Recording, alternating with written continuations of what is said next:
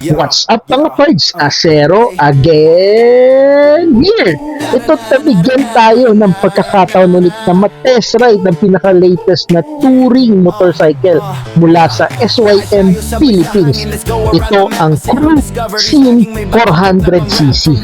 Ginanap yung test ride na yan tapos lang ng Bodega Moto mid-year clearance sale. Ginanap sa roof deck ng Ayala Malls, Manila Bay, Cinema, Podium Parking.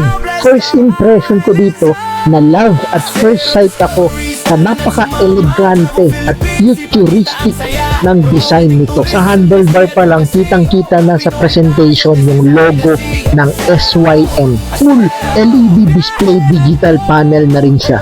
Engine displacement niya is 400cc at expressway legal ito.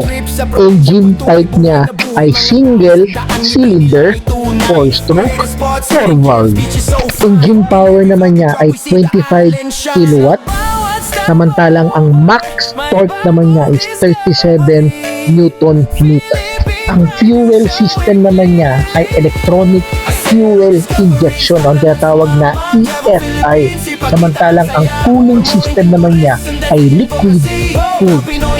Sa transmission naman niya, ang clutch type ay auto centrifugal clutch at ang gearbox niya ay CVT at ang final drive niya ay belt. Ang front at rear na gulong niya ay aluminum alloy. Ang front suspension naman niya ay periscope, samantalang ang rear suspension niya ay 5-stage adjustable dual rim shock absorber. Ang front tire niya ay may sukat na 120/70 R15. Ang rear tire naman niya ay may sukat na 160/60 R14. Ang brakes niya ay disc plus ABS and PCS.